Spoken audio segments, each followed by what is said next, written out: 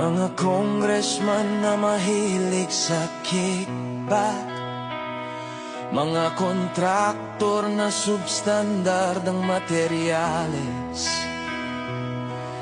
mga tao sa DPWH na mukhang pera. Nasaan ang puso nyo? Saan ang konsensya? Ano kaya